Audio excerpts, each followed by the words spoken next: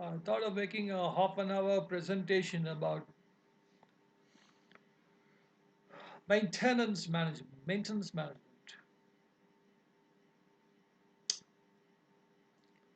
I hope practitioners around the world will be able to use what I generally say from my own experience, so that they would conduct their maintenance activities much better. I'll give you an anecdote from my own life and experience when I used to work in BPO.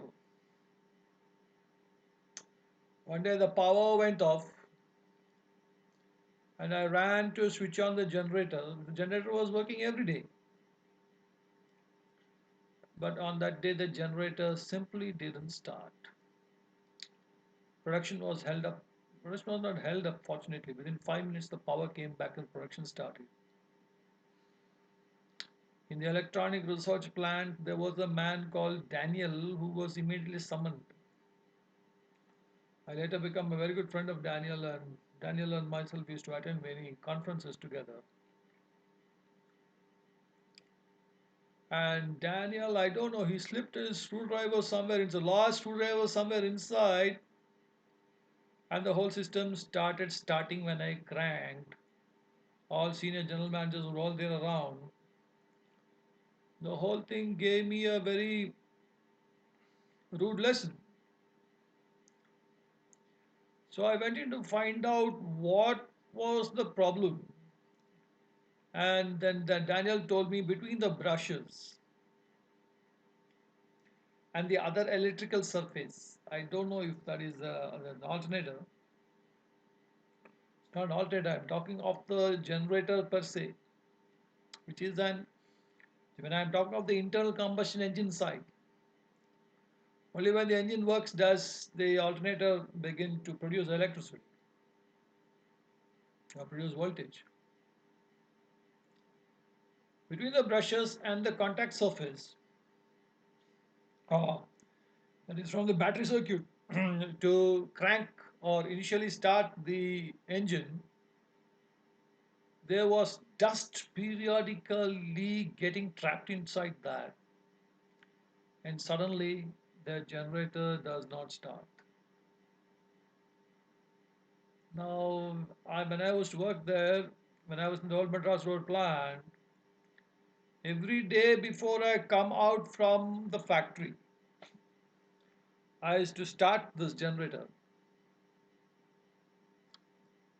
One day it did not start in the evening, and I stopped the maintenance worker there, and then we got and I got removed the entire thing, and then go pull the brushes out, scrape the brushes using sandpaper, and it started again. So I used to do this work. I timed it. Every 1 week, I used to uh, do this exercise of opening that part of the IC engine, the electrical part, and then cleaning the brushes so that we don't have any problem in starting on the generator at any point in the future when the power goes off. Now, this is all, this is a very, what we call an unexpected situation. Not expect suddenly something that was working yesterday not to work today. That very, what we call incident needs, I don't know what we can tell, what kind of analysis we can do. But this can happen in every maintenance situation, be it in the maintenance of aeroplanes or be it in the maintenance of any equipment, capital or otherwise.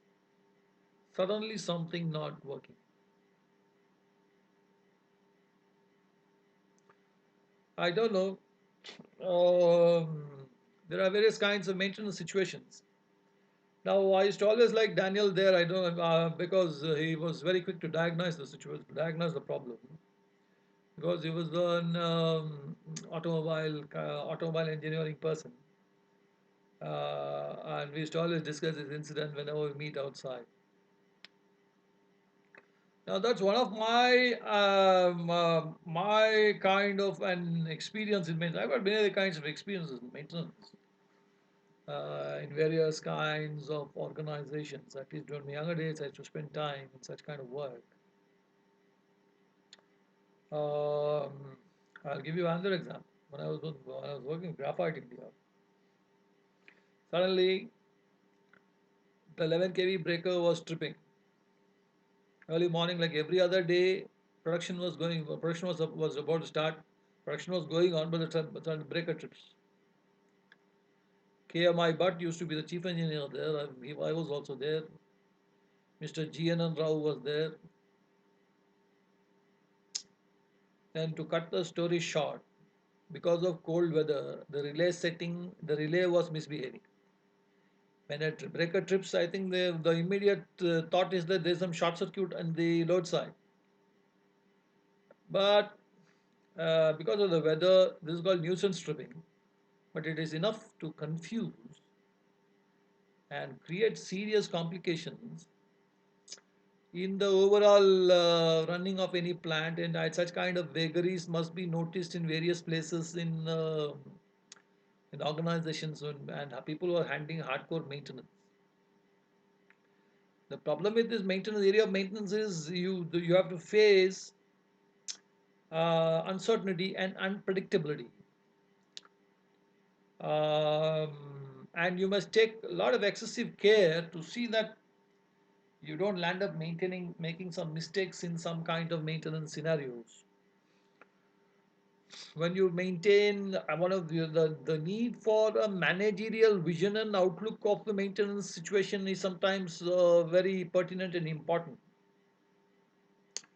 I have seen just a worker will not be able to diagnose certain things. First thing is to keep your cool, and every maintenance situation has got some time frame within which it can be done. Certain things simply cannot be done during a given day. Well, it's a very sad thing, but there might be certain situations. It might take more than 12, 15 or 12 hours of time to understand what is going. Sometimes a very simple problem. But many people who are in the forefront will not be willing to take a risk. Maintenance sometimes needs a higher order diagnostic skills. The problem with maintenance is that you are running against time. Because you are metered and studied and respected in the organization for your ability to handle those problems very quickly. Uh, I don't know how organizations, and especially in educational institutions, we don't give enough sufficient training in the engineering field from experienced engineers who can talk about these things in a college level, so that lads and lasses, when they come out of college scenario and go to work, they are not aghast and upset when they see some problems. That is what engineering is all about. But very rarely, very experienced people teach in people with industrial experience teach in engineering institutions, making engineering graduates victims sometimes of all kinds of situations. They'll learn it the hard way, though they have come through some kind of academic grind by watching foremen and electricians and others. Now, I have given some examples from my own. I know how well I can do justice, but the idea behind what I'm trying to talk is that anyone who is interested in maintenance and goes through this lecture would probably become a better maintenance man. Uh, Become a better maintenance man in the way he approaches the overall activity of maintenance in a large plant. The most important axiom of the science of maintenance is to prevent breakdown. That's very easily said than done. I was sitting some 2 weeks back, or not 2 weeks, some 2 months back, with the chief maintenance engineer of Karnataka State Road Transport Corporation. I think he's only from the polytechnic background, but has extensive experience in the areas of maintenance. And he was just discussing the various kinds of problems every day. Buses come and they have to react to it very fast. to see that everything gets going. Now, as I mentioned, the most important, will we have breakdowns? Well, there will be breakdowns. It's sometimes almost impossible to bring breakdowns to an absolute zero for various reasons. But the motto, the ultimate motto, or the idea, or the aim, or the purpose, the objective of any maintenance institution, of anyone involved in the overall active maintenance, is to see that I have zero breakdown. Is it possible? Well, I think it's possible. Problems will happen when I change manpower. Someone was working with the organization or something, he lives elsewhere. Definitely, there is a small risk element for a few months because it will take some time for him to get trained and elevated to the problems that that were found in the overall active maintenance within the given boundaries of the organization. Maintenance people are in great demand. Has been sometimes in the private sector, people who work in one organization very badly want another organization because they can diagnose faults much faster. They have learned from experience at a previous place. There was a problem in graphite, and even today I don't understand what it really happened, but the problem was solved by an electrician. I could not discuss with him. My relation with the electrician was not very good. He was much senior to me. But even today, when I sit idle in my house, I think about that. I want to know exactly what was the problem on that day because nearly 2 hours, me and the chief engineer of that plant, we were starting to solve a problem, which largely came out of our own maybe a lack of planning. Now, whenever you undertake large maintenance operations, you must plan the whole activity very well and take experienced people with you so that you don't get into a jam. That's why when I say the word maintenance management, the role of management is very high there more than anything else. I definitely gave a lecture on management of technology. I'm very happy with how was it different from maintenance. Management of technology is the overall dimension of which maintenance management is a subset. Now, having said so much, the yardstick of maintenance is to get zero breakdowns. How can we achieve it? Is a very important question where I have zero breakdown. There is one more rule of maintenance which I'll share with you, which is comes from my own experience. Whenever any machine breaks down, generally look at that part of the machine which is working most of the all the time. And there might be certain maintenance pundits who will rebel against me and say that is not totally correct, or they may not disagree to what I'm saying. But see, there are certain rules, yardsticks. I knew at one place, I am not taking the place, the machine was not working. When we opened the whole panel box and switched on the power, there was a stutter on the cutler hammer timer.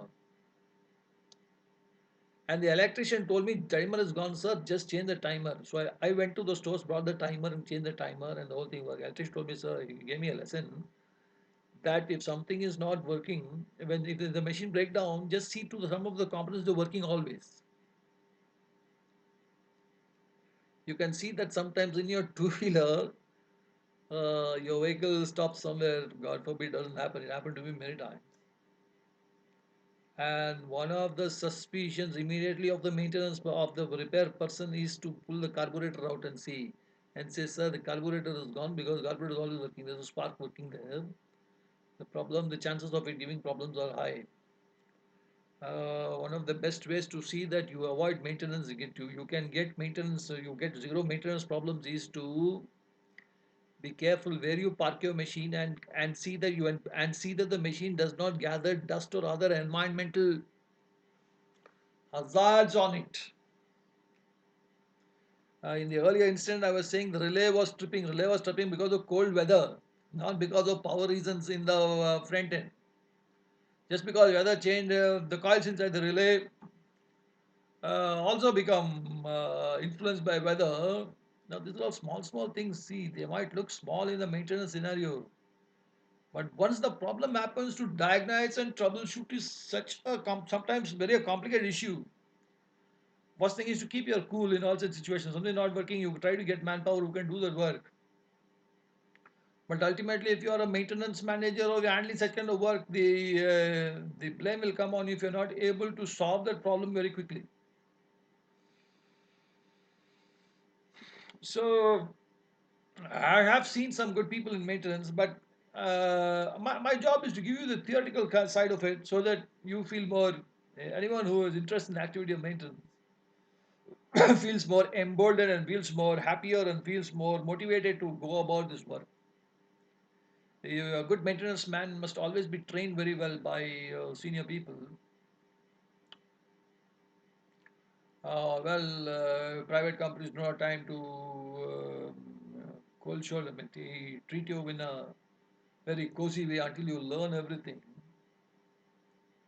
If you're not good at maintenance, get out of maintenance. That is the unwritten law.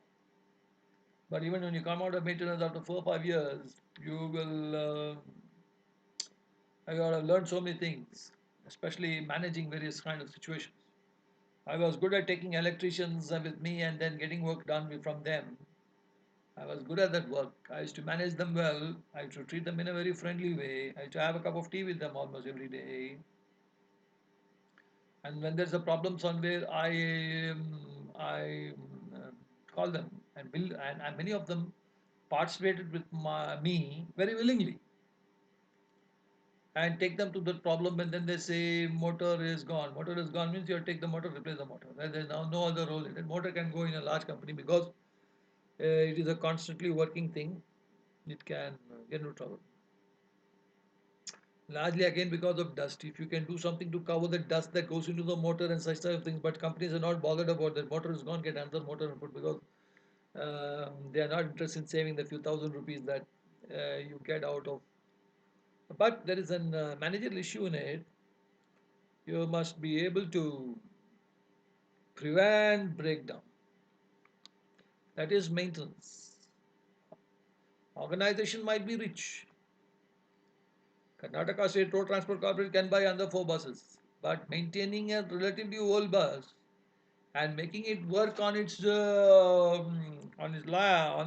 road without any breakdown is one of the challenges of some of the issues of maintenance, as I see. But now let me define to that. I mean, let me tell very clearly, as I told you, the motto of maintenance is zero breakdown. Now there are 4 ways to achieve this. There are 4 ways to achieve it. If you ask me, the first 3 ways are called as routine, predictive, and preventive maintenance. And the fourth one is I am getting a breakdown, but I'm understanding the breakdown very fast and then acting to it very fast so that the time I spend in the downtime is almost zero.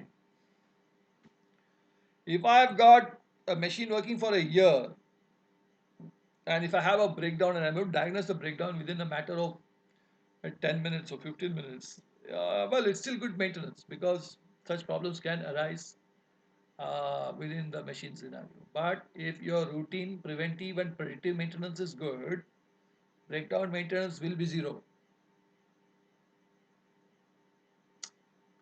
Whenever there is a time element within a maintenance situation, I've got what's called as predictive maintenance. And that's a time element. What is preventive maintenance? Whenever I suspect that some equipment can go off due to some forewarnings, I've got what's called as predictive maintenance. I'm sorry, preventive maintenance. I will repeat that again. Whenever I maintain certain things, whenever I do, time is one of the factors around which I go about doing some kind of a maintenance work. I have got what is called as predictive maintenance. In preventive maintenance, I suspect something could go wrong due to some warnings or some kind of vibes that are right well cues that I come from the machine. Before it's too late, I act on it and I do take the corrective action. I've got what is called preventive maintenance. Though pundits of maintenance might define this in various ways. Of course, I've got routine maintenance. Routine maintenance is the kind of maintenance activity I conduct routinely every day. Most probably, it is every day.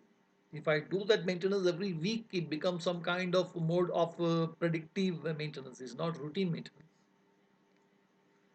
Though pundits of maintenance management might disagree with me, these things, the idea is not to agree on all this, to see that we have zero breakdowns. When I put diesel into my bus, say I'm taking example of a road transport company, I am doing definitely doing routine maintenance. The vehicle will not run if I don't have diesel. I have to put 300 liters of diesel. If I put wrong kind of diesel into it, or if I source diesel from a not so comfortable source, not so good source, I can get into some kind of maintenance problem down the line. This, of course, this also comes under an active routine maintenance. I'll give you a simple example when no one will expect. One day I took a water bottle, pushed out all the water out of that bottle from a petrol pump. I filled petrol and put that petrol into my vehicle. Next day morning, vehicle is not starting. I was aghast. Only later I understood that one droplet of water is enough, because water might be my water specific gravity is more than fuel. It will go down into the engine very fast, and into the carburetor. Fuel is going in a very small small inkjet, and if water gets in, obviously a molecule of water, reasonably two droplets of water enough to seize the engine. Then see my routine maintenance of my vehicle is not good. That's the meaning of it. So now I don't use bottles. It can happen in many places, in any kind of situations I can have. I am giving what the vehicle needs. We are having food every day. It's routine maintenance. It is not predictive. It's not predictive. Now I am using these words, but as I told you, I am having breakdown not because of I did not preventive or do preventive maintenance or predictive maintenance, or because of an error of what I did in routine maintenance of the vehicle. I put something into the vehicle which the system cannot accept. I can have various kinds of such routine maintenance aspects. When an aeroplane comes into land somewhere, it has to be refueled. It comes under the overall definition of routine maintenance of that keeping it in flying condition. And there might be some other routine checks. I'm not saying no. They also come under routine maintenance. I might be pushing some hose inside, or I might be checking up certain things before I take off again. So, maybe I heard some noise somewhere, or I might put some grease in the landing gear because I found something. It could be called as routine maintenance. Again, routine maintenance done very well will totally prevent what is breakdown. But if there is an error in routine maintenance, there will be a breakdown for no fault of the maintenance people. So I need all kinds of documentations to be done very properly, so that I have had serious accidents, air accidents, because of routine maintenance problem. Some of the finest largest jets in the world, like Antonov, use kerosene as fuel. I think it's slightly different from other kinds of jet fuels. I don't know. I'm not expert jet fuels.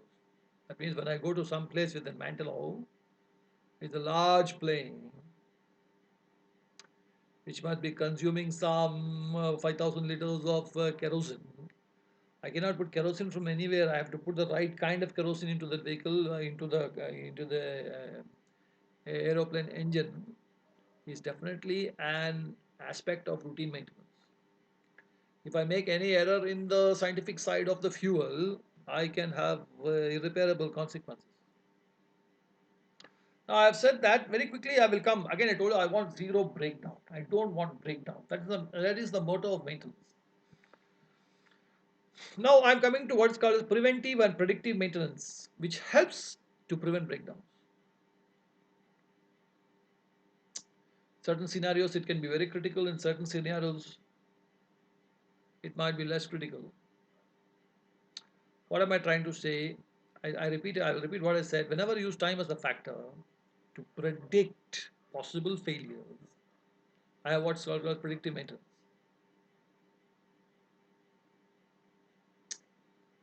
Whenever I find suspect about some kind of something can malfunction inside my system, I've got what is called as preventive maintenance. In my car, engine is leaking. I know that. But the mechanic told me that's not very serious, sir. As long as the engine oil, as long as the oil is within the top and low bottom limits, you can nothing is going to happen. Maybe it leaks because of the level is very high. But I am doing preventive maintenance because I know there's an issue there. Whenever if I feel that the car engine is making some noise which is slightly deviant, I put oil. I only take my car around on a small trips nearby, and I study the engine noise. And that's definitely an example of preventive maintenance. In preventive maintenance, when I service a car, is it preventive maintenance? That is a nice question to ask. It is definitely an activity of preventive maintenance. It may not be predictive per se, but I have whenever I use predictive maintenance, I use some kind of a logic around which my maintenance work works. I have. So please understand, of course, when I service a vehicle, please understand that when I service a vehicle, that also can come under the overall definition of routine maintenance. If every 4 months I'm supposed to service a car, it can come under routine maintenance. It may or may not totally come under the definition of preventive maintenance. As I told you, if routine maintenance is not right, I will have breakdowns. Then in my routine per maintenance, I can have what is called as predictive and preventive maintenance. I will have preventive maintenance, uh, where I start the engine and I suspect something is wrong with some car parts. I will remove them and change them. And now I have made such kind of things, and I will go very quickly so you understand what is routine and preventive maintenance. What is predictive maintenance? Is a nice question to ask. I go back to BPL and my experience with the generator. I understand that I understand from to prevent breakdown with the given conditions that it is. I found out that once every 3 days or 4 days, I must remove that electrical side of the generator and clean the brushes. I cannot wait for the early next morning when I start suddenly. What is happening is that my breakdown, I am not able to totally find out when this system is going to break down. I can't take a chance. Today evening it's working very well. Tomorrow it does not work well. And there's no point in my crying and telling to the to whoever is running the plant at that point in time. So yesterday it started. Today it's not starting. He's not interested in hearing that. So every 4 days, that is my job. Though it may not come and it may I open and repair it. So such kind of activity is called as predictive maintenance. I'm using some time logic to understand maintenance situations, and then take corrective action so that I get zero breakdowns. So hopefully I have communicated to a large extent what maintenance is. I hope that most of you who work in the area called maintenance across the world would find my lecture interesting to you. If you got any other issues about this, please contact me. I'm P.O. Subhash from Bangalore, India.